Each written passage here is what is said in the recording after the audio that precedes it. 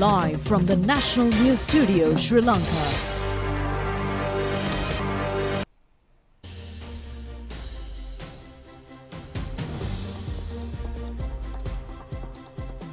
Good evening and a warm welcome to the National News broadcast, bringing you your top stories for tonight. I am Lakshita Singh. And I'm Kasini Balachandra Adhikari. Here are your top stories for tonight.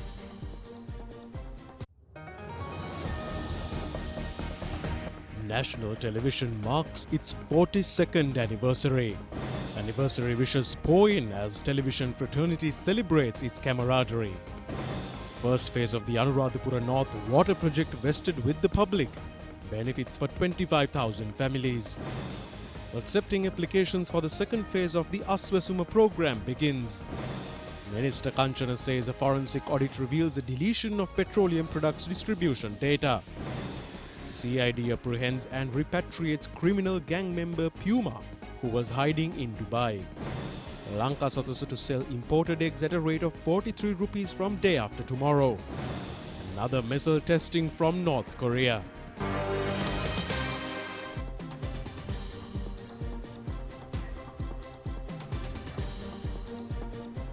And we move on to those and other stories in detail. And in your top local story tonight, the Sri Lanka Rupavahini Corporation marks its 42nd anniversary. The corporation has fulfilled its national responsibility outstandingly for over 4 decades. It has gained high public respect by rendering its timely duty to express the Sri Lankan identity of audiovisual tradition at the international level.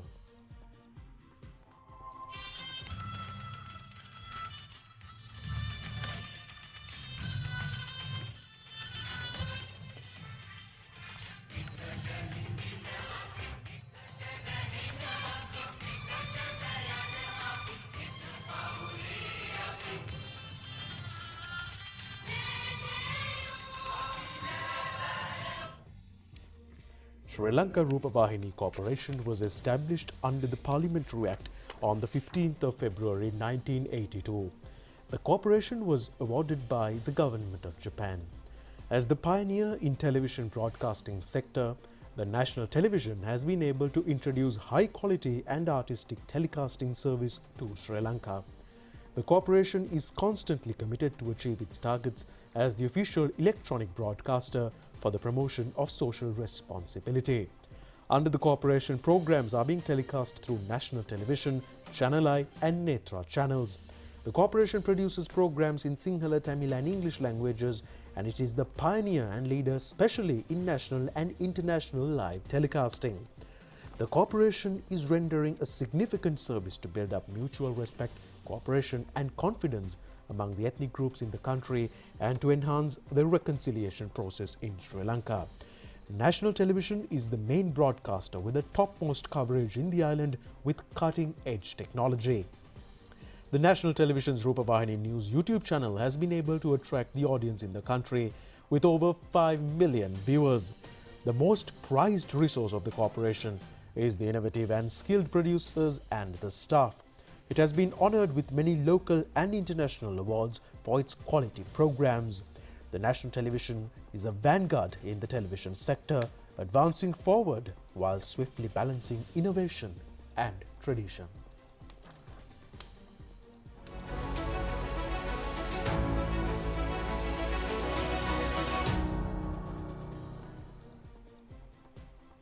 Now, the Rupavahini News YouTube channel has been able to grab the attention of the audiences at the highest level. The channel has exceeded 100,000 subscribers within a very short span of time.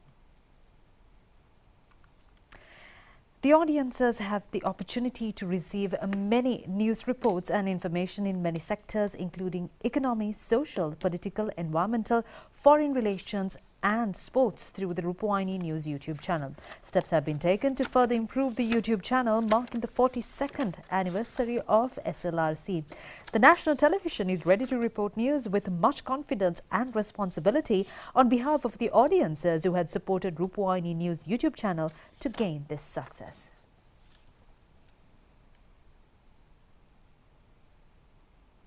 An all-night Pirit chanting was held at the Rupavahini Corporation premises yesterday in line with the 42nd anniversary of the corporation.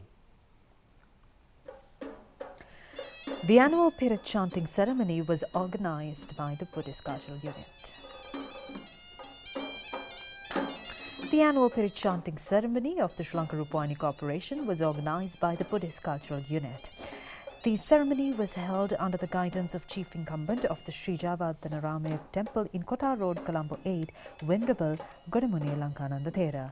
Minister Dr. Bandra Gunawardena, Chairman of the Sri Lanka Rupavahini Corporation, Prasad Samarasinha, and the staff of the corporation were present at this occasion.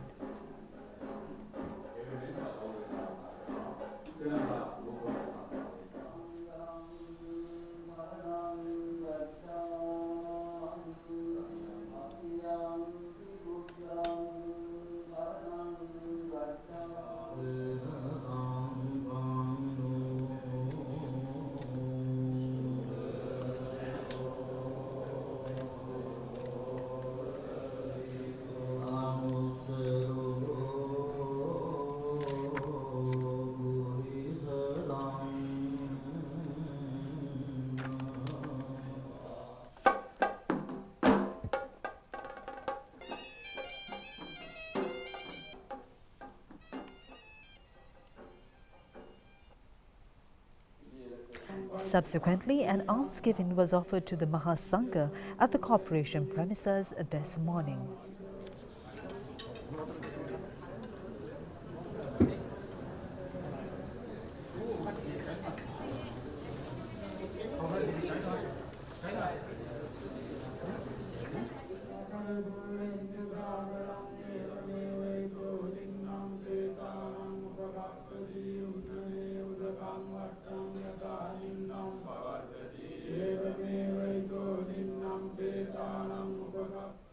Sri Lanka Rupavahini Corporation has signed agreements for several projects related to programs marking its 42nd anniversary. It was held at the National Television's Studio 3. One agreement was signed with the Lake House under the title Ru Ads with a focus on latest advertising craft. Accordingly, classified ads published on Lake House newspapers will feature in the National Television's news bulletins, while classified ads aired on national television will be published on Lake House newspapers. The agreement was signed by Chairman of Sri Lanka Rupavahini Corporation Dr. Prasad Samarasinha and Chairman of Lake House Harindra Karyavasa. An agreement was also reached with several organizations for a social welfare program under the title Trust and Transparency. Under this project, welfare services and relief will be provided for backward areas in the country. Also, the Zenid Institute has taken steps to provide a software free of charge for these services. The relevant agreement was signed by CEO of Zenid, Sampath Jayasundara, and Chairman of Sri Lanka Rupavahini Corporation, Dr. Prasad Samarasinha. Postal Department will be the official distribution partner to distribute relief to backward areas free of charge. The relevant agreement was signed by Postmaster General SRWMRP Satkumara and Chairman of Sri Lanka Rupavahini Corporation Dr. Prasad Samarasinha. The financing and auditing will be carried out through AAT Sri Lanka for the Trust and Transparency Program. The relevant agreement was signed by AAT Sri Lanka Chairman Indra Kaliyanage and Chairman of Sri Lanka Rupavahini Corporation Dr. Prasad Samarasinha. Minister Bandula Gunawardena, State Minister Shantha Bandara and Chairman of Development Lotteries Board Ajit Naragala were present on this occasion.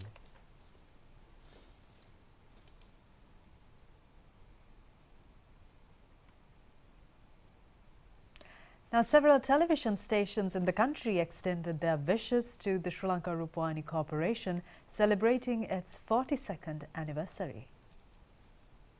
For 42 years, the Sri Lanka Rupavahini Corporation or the national television has illuminated Sri Lankan television screens, bringing stories, laughter and shared experiences to the heart of Sri Lankan life. On this momentous anniversary, we offer our warmest congratulations to the dedicated team behind this pioneering institution. ජාතික රූපවාහිනී 42 වන සංවත්සරය ආදයි. තවත් සුවහසක්කල් ජාතික මාධ්‍ය මෙහෙවරට උර දෙන්නට ජාතික රූපවාහිනියේ 42 වන සංවත්සරයට සහෘද Siyatha TV අපගේ සුබ පැතුම්.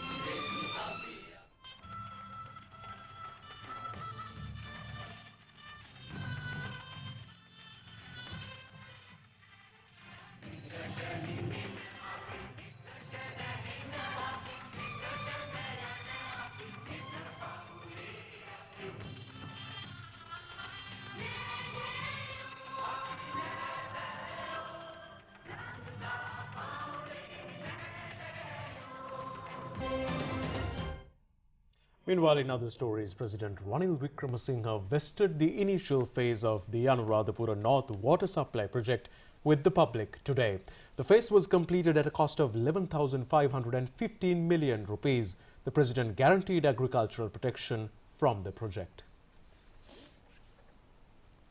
The first phase, centered around the Anuradhapura Mahakanadarav Lake, has already begun serving approximately 25,000 families across 75 villages, service areas within the Rambayava and Medavachi Divisional Secretariat divisions. The project aims to address the long-standing issue of kidney disease-afflicted regions such as Medavachiya, Padaviya, Kabitigollava, Horopatana and Kahatagas Digiliya by ensuring access to clean drinking water. This endeavour was spearheaded by the Ministry of Water Supply and Estate Infrastructure Development with financial backing from the Japan International Cooperation Agency. Minister Jeevan Tondaman, State Ministers Shashindra Rajapaksa and Shehan Semasinghe and JICA President Tanaka Akihiko were present on this occasion.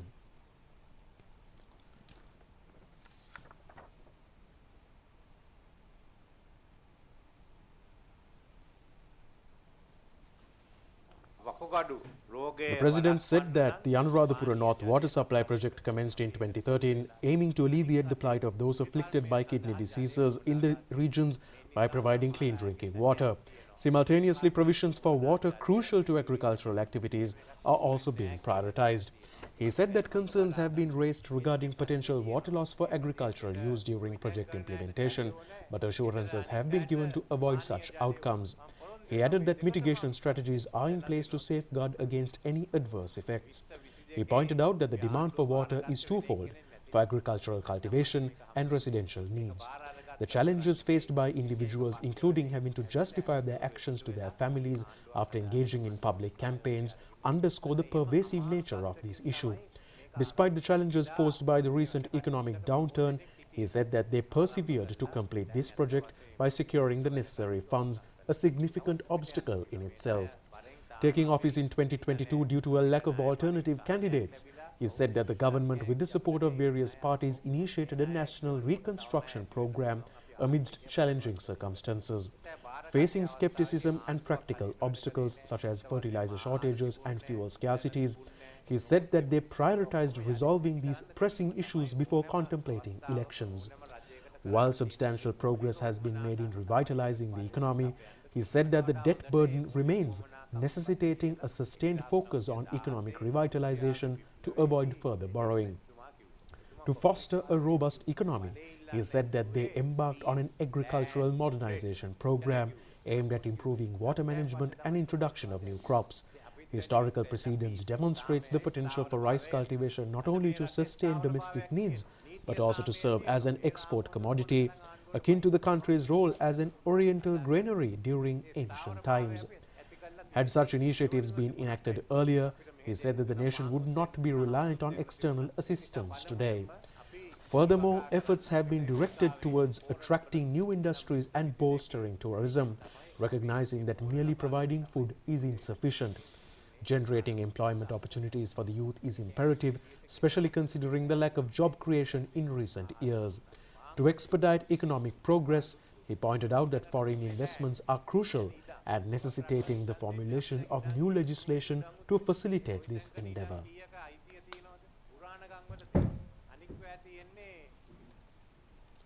President Ranil Wickremesinghe participated in a discussion to look into the issues pertaining to the farmer communities in the region following the opening of the Anuradhapura North water supply project. The farmer community directly posed their issues and concerns, and the President took measures to provide positive feedback.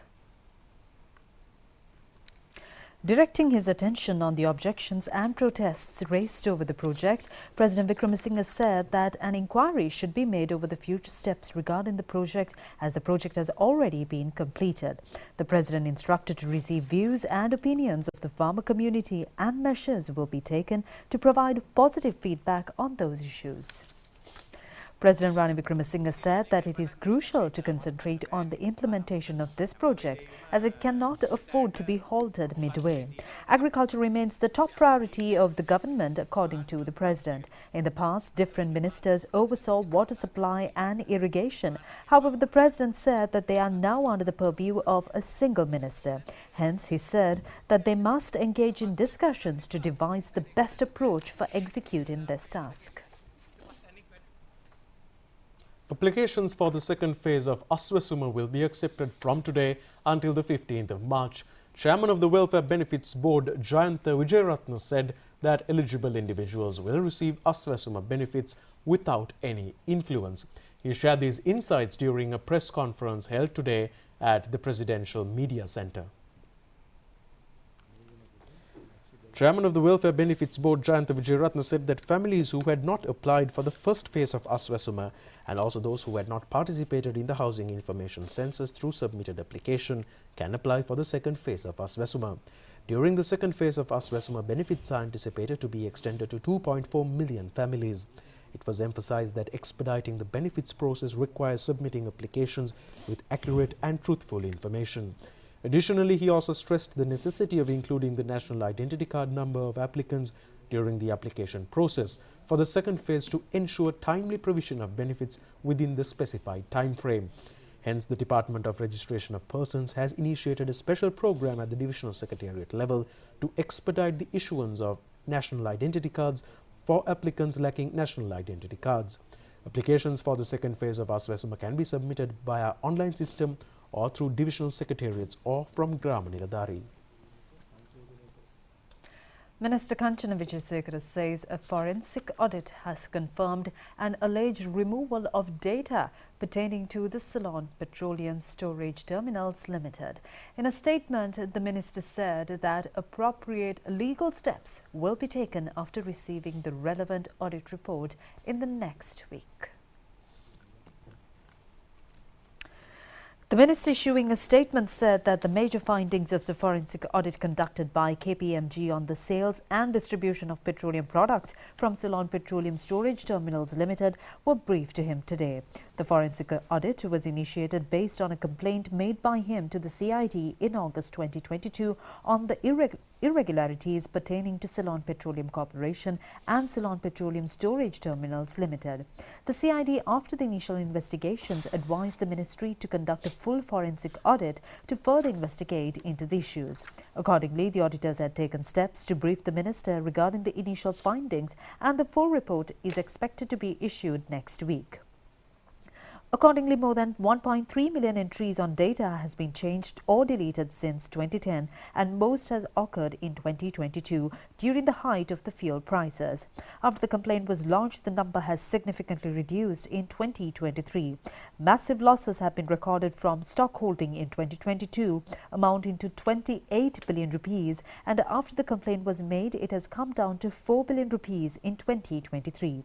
The statement has indicated that use of outdated circulars and procedures, and there's no adequate data available to determine certain irregularities.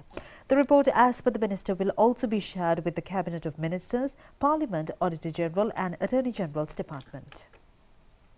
Member of a criminal gang, Pum Hastika alias Puma, who was hiding in Dubai, was brought back to the country this morning by a group of CID officials. Reports have indicated that he is the main accomplice of Salindu Malshika alias Kudu Salindu, who is currently under custody. The suspect was brought down to the country at around 4:50 this morning. The suspect was taken to the Criminal Investigations Department headquarters in Colombo under heavy protection following a preliminary inquiry conducted at the Katunayake Airport CID unit premises. Police media spokesman DIG Nihal Taldua said that 4 open warrants had been issued by the Panadura courts against him. He has also been charged for alleged involvement in murders. Meanwhile, a main accomplice who operated the drug trafficking network of Modara Rohan and Dubai Nipuna has been taken into custody by the police special task force.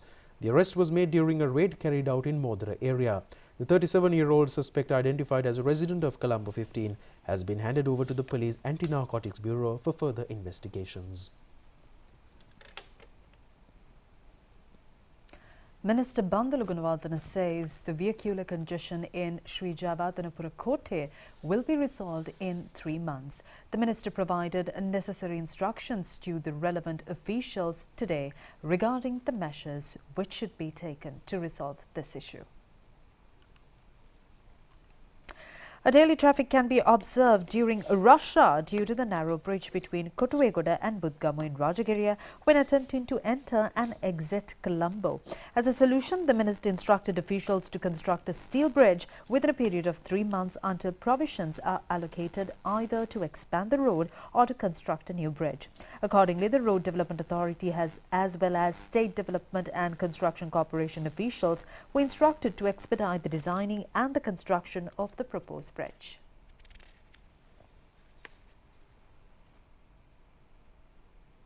More stories right after this break. Welcome back, and now the president of Japan International Cooperation Agency, Dr. Tanaka Akihiko, called on President Ranil Wickremesinghe last evening. During the meeting, Dr. Akihiko has expressed gratitude for President Wickremesinghe's commitment to the economic reform program, acknowledging its challenging nature. In response, President Wickremesinghe emphasized his focus on ensuring the swift resumption of the investment projects, including the expansion of the BIA, the light rail transit and the Central Expressway. The President also conveyed appreciation for continuous support provided by the Government of Japan and JICA towards Sri Lanka during the economic crisis.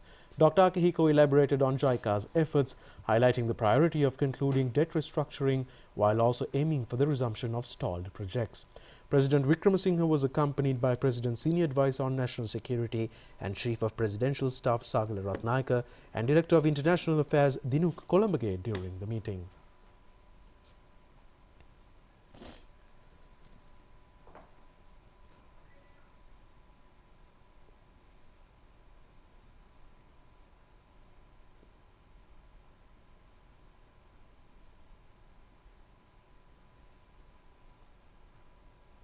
Meanwhile, JICA President Dr. Tanaka Akihiko also called on Prime Minister Dinesh Gunawardena yesterday.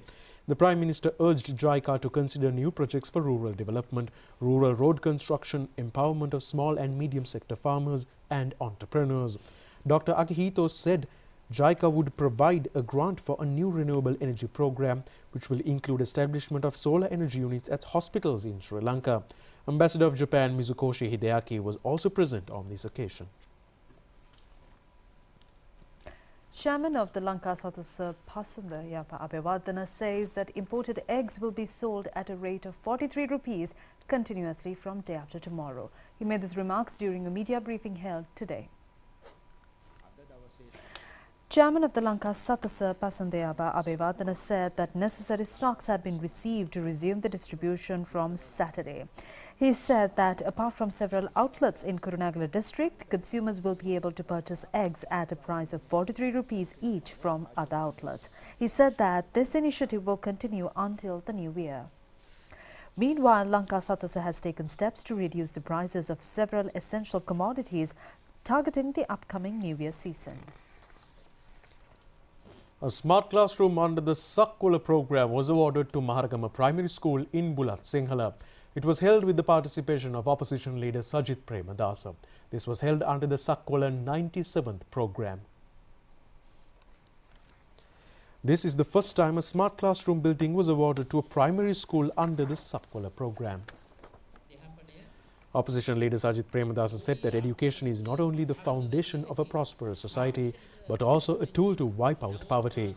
He said that an intelligent and skilled workforce with a knack towards entrepreneurship and technological knowledge is a necessity to compete with the global economy.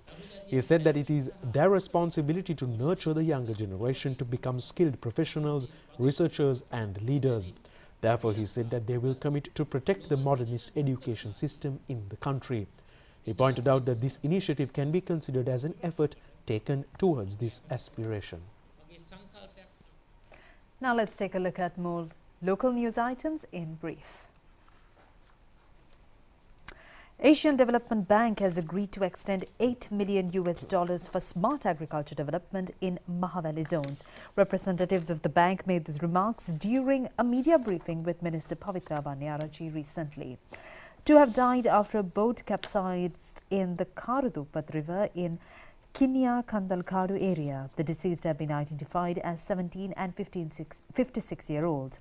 A large number of tourists are arriving to resorts in the surrounding areas of Panathura and Vattua coastal region in Kalutara. Many programs are underway in these areas for entertainment of tourists.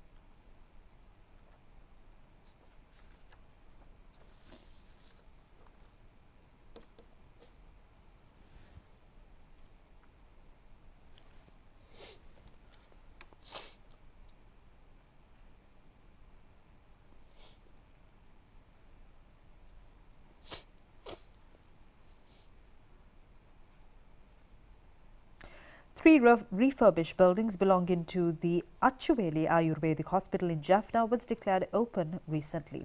The event was held under the participation of Northern Provincial Governor PSM Charles.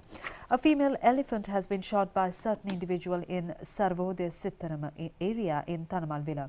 The calf of the elephant had been taken to the Udavalava Elephant Shelter by the wildlife officials. The officials have said that the condition of the elephant is worsening despite the treatments.